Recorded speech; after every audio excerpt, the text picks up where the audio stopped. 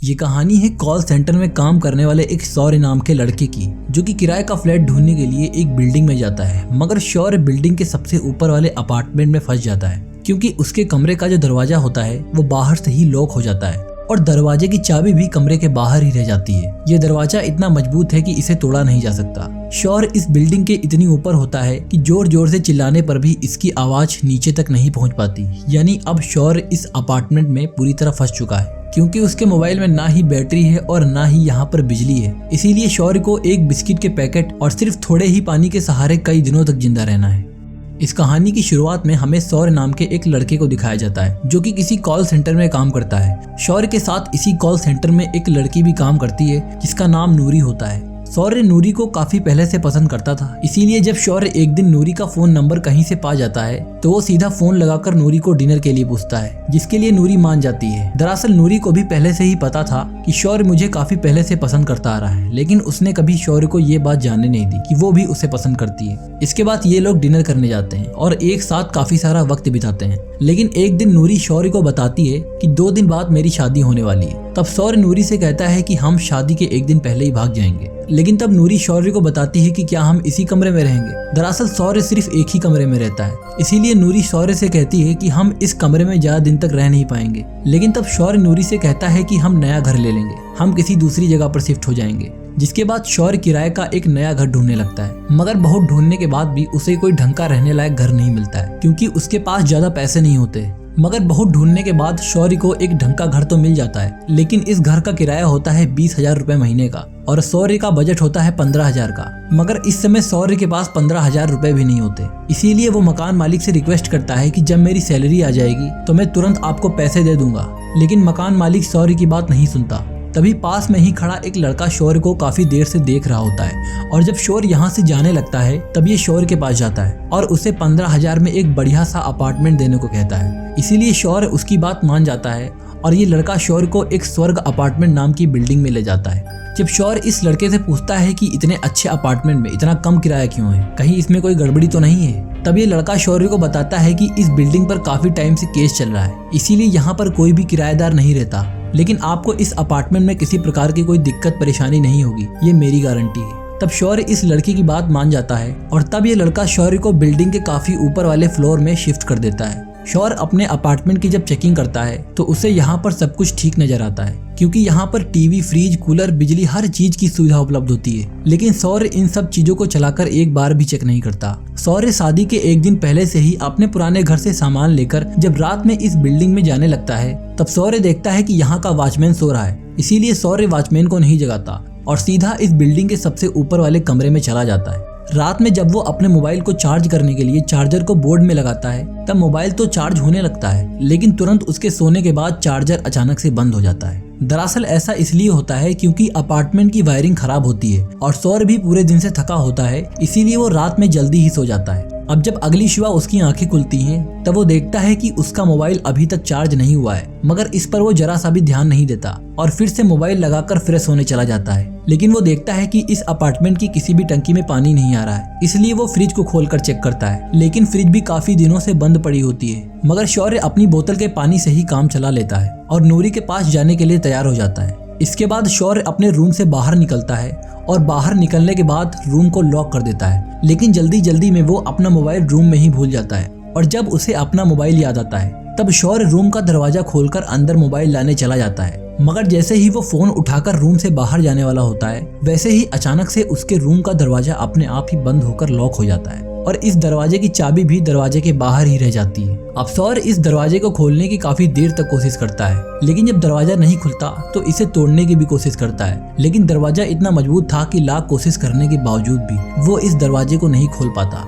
जिसके बाद वो अपने रूम में रखी सभी चीजों को देखने लगता है कि इनमें से कौन सी ऐसी चीज है जो कि मेरे काम आ सकती है। तभी रूम में उसे एक औजार दिखाई देता है, जिस औजार से शौर्य इस दरवाजे को खोलने की बहुत कोशिश करता है, मगर ये औजार भी इस दरवाजे को नहीं खोल पाता।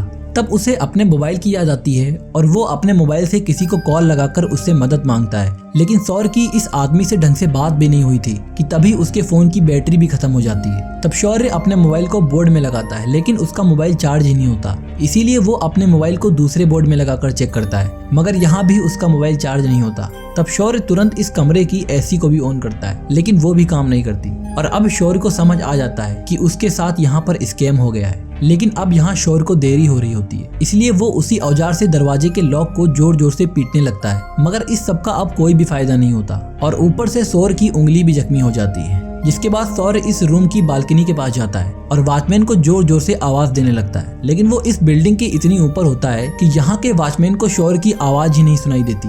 तब शौर्य दरवाजे से इस बिल्डिंग के अंदर आवाज लगाने लगता है, लेकिन इस बिल्डिंग में शौर्य के अलावा परिंदा तक नहीं होता। और अब शौर्य को समझ आ जाता है कि मैं इस बिल्डिंग में बुरी तरह फंस चुका हूँ। लेकिन वो तब भी इस बिल्डिंग से लोगों को आवाज लगाता ही रहता है, लेकिन लोगों तक शौर्य की आवाज पहुँच ही नहीं पाती। अब हम देखते हैं कि वो अपने मोबाइल को खोलकर उसकी बैटरी निकालता है और दोबारा उसी बैटरी को मोबाइल में लगाता है, लेकिन फिर भी उसका मोबाइल ऑन ही नहीं होता। इसीलिए उसको गुस्सा आ जाता है और शौर्य गुस्से में ही अपना मोबाइल काफी जोर से दीवार पर फेंकता है, जिसके कारण उसके मोबाइल की डिस्प्ले भी पूरी तरह टूट जाती है। देखते ही देखते अब रात हो जाती है और शौर्य का गला भी बैठ जाता है, क्योंकि सुबह से शौर्य चिल्ला चिल्ला कर लोगों को आवाज लगा रहा है कि शायद उसको कोई बचा ले। शौर्य ने सुबह से कुछ भी नहीं खाया है, इसीलिए उसको अब भूख लगने लगती है। तब उसके पास जो भी बिस्किट बचे होते हैं उसमें से कुछ बिस्किट निकाल कर खाने लगता है। लेकिन शौर्य जानता है कि उसके इस बिल्डिंग से निकलने की उम्मीद बहुत ही कम है, इसीलिए वो बाकी बिस्किट को अगले दिन के लिए बचा कर रखता है। बिस्किट खाकर जब उसको प्यास लगने लगती है तब वो देखता है कि उसकी बोतल में सिर्फ आधी बोतल ही पानी बचा है और उस बचे हुए पानी को भी शौर्य पी जाता है और पूरे दिन की थकान के कारण वो काफी जल्दी सो जाता है।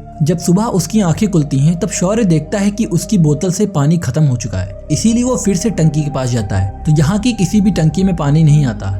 इसीलिए वो फिर से बालकनी के पास जाता है और वॉचमैन को आवाज देने लगता है। लेकिन अब शौर्य का पूरी तरह गला भी बैठ चुका था, इसीलिए वो एक स्टील का बर्तन लेकर बालकनी पर लगे ग्रिल्स पर जोर जोर से मारने लगता है। लेकिन अब भी वॉचमैन को इसकी आवाज नहीं सुनाई देती। अब शौर्य अपने रूम में रखी एलईडी को बालकनी से नीचे फेंकता है ताकि यहाँ के वॉचमैन तक उसका मैसेज पहुँच सके, मगर वो एलईडी वॉचमैन से बहुत दूर गिरती है, इसीलिए वॉचमैन को एलईडी के गिरने की आवाज नहीं सुनाई देती।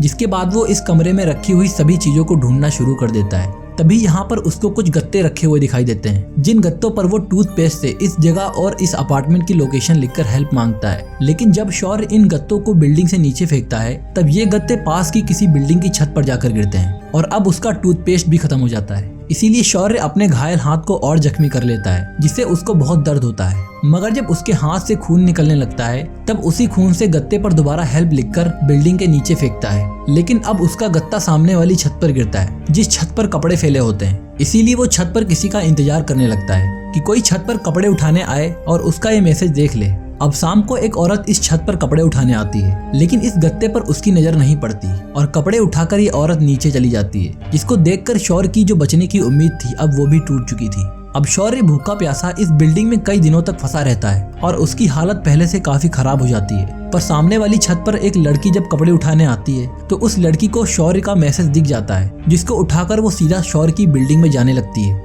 जब वो लड़की इस अपार्टमेंट में पहुंचती है तब वो लड़की यहाँ के वॉचमैन को बताती है कि ये स्वर्ग अपार्टमेंट है ना, यहाँ किसी को मदद की जरूरत है। लेकिन तब वॉचमैन बताता है कि उसे ये नौकरी करते हुए पूरे 2 साल हो गए हैं, लेकिन अभी तक इस अपार्टमेंट में एक भी व्यक्ति रहने नहीं आया। दरअसल जब उस रात शौर्य इस बिल्डिंग में आ रहा था तब शौर्य ने वॉचमैन को नहीं बताया था कि वो यहाँ पर रहने वाला है, क्योंकि उस रात यहाँ का वॉचमैन सो रहा था। पर फिर भी वो लड़की चुपके से बिल्डिंग में घुस जाती है, मगर थोड़ी ही ऊपर जाने के बाद वो इस बिल्डिंग में आवाज लगाती है, लेकिन उसकी आवाज शौर्य तक नहीं पहुंचती और ना ही शौर्य की आवाज इस लड़की तक पहुंचती है। इसीलिए लड़की को लगता है कि इस बिल्डिंग में कोई भी नहीं रहता, जिसके बाद वो लड़की बिल्डिंग से नीचे उतरकर अपने घर चली जाती है। और जब शौर्य उस लड़की को वापस जाता हुआ देखता है तो उसे उसकी मौत करीब आते दिखाई देती है, क्योंकि उसको भूखे प्यासे यहाँ पर कई दिन बीत चुके हैं और उसकी हालत बहुत ज्यादा खराब हो चुकी है। अब रात होने पर शौर्य इस बिल्डिंग की बालकनी में आग लगा देता है ताकि बिल्डिंग में आग लगी हुई देखकर कोई उसको बचाने आ जाए, लेकिन ये आग किसी को दिखाई नहीं देती और ऊपर से जब ये आग ज्यादा फैलने लगती है तब मजबूरी में शौर्य को इस आग को बुझाना पड़ता है।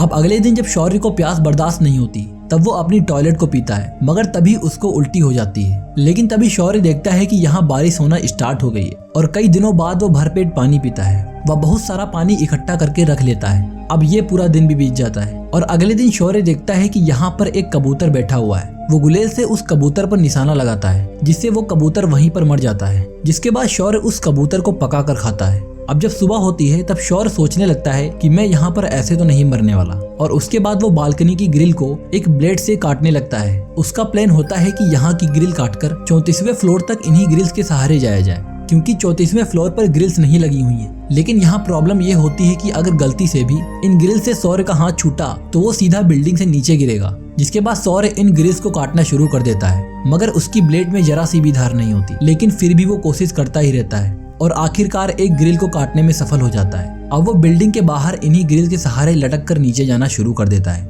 मगर यहाँ उसके हाथ पांव कांप रहे होते हैं। लेकिन फिर भी वो ग्रिल्स को पकड़े रखता है। जब वो नीचे बढ़ रहा होता है तब अचानक से उसका बैलेंस बिगड़ जाता है, और जैसे ही वो नीचे गिरने वाला होता है तब किसी तरह वो अपना बैलेंस बना लेता है और नीचे गिरने से बच जाता है। अब शौर्य इन्हीं ग्रिल्स के सहारे लटक कर 34वें फ्लोर तक पहुंच जाता है, जिस फ्लोर में ग्रिल्स नहीं लगी होती हैं। यानी इस फ्लोर में बाहर से ही अंदर जाया जा सकता है। लेकिन अंदर जाने के लिए उसके सामने एक शीशे का गेट आ जाता है, जो कि काफी मजबूत होता है। मगर शौर्य काफी देर तक कोशिश करने के बाद आखिरकार इस शीशे के गेट को तोड़ ही डालता है। लेकिन यहाँ पर फिर से शौर्य को नीचे जाने से पहले वही दरवाजा दिखाई देता है, जिसकी वजह से वो अभी तक इस अपार्टमेंट में फंसा हुआ था। लेकिन जब शौर्य इस दरवाजे को खोलता है तो ये दरवाजा खुल जाता है, जिसके बाद शौर्य इस बिल्डिंग से नीचे उतरकर सीधा हॉस्पिटल जाने लगता है। लेकिन बिल्डिंग से उतरने के बाद उसको नीचे वही वॉचमैन दिखाई देता है, जो कि शौर्य को देखकर शॉक्ड हो जाता है, क्योंकि अभी तक उसको लग रहा था कि इस बिल्डिंग में कोई भी नहीं रहता। अब शौर्य की हालत और ज्यादा खराब हो जाती है, इसीलिए वो हॉस्पिटल जाता है। और जब नूरी को शौर्य के बारे में पता चलता है तब नूरी शौर्य से मिलने के लिए हॉस्पिटल जाती है। लेकिन यहाँ शौर्य जान पाता है कि नूरी की अब शादी हो चुकी है, क्योंकि जिस दिन शौर्य और नूरी भागने वाले थे, लेकिन शौर्य बिल्डिंग में ही फंस गया था, क्योंकि ना तो उसका फोन लग रहा था और ना ही उसका कहीं पता चल रहा था। जिसके बाद नूरी शौर्य को छोड़कर चली जाती है और अब शौर्य नूरी को भुलाने की कोशिश करता है और फिर से कॉल सेंटर में अपनी नौकरी करना शुरू कर देता है। और इसी के साथ ये कहानी भी यहीं पर खत्म हो जाती है। तो दोस्तों, उम्मीद करता हूँ कि कहानी आपको पसंद आई होगी।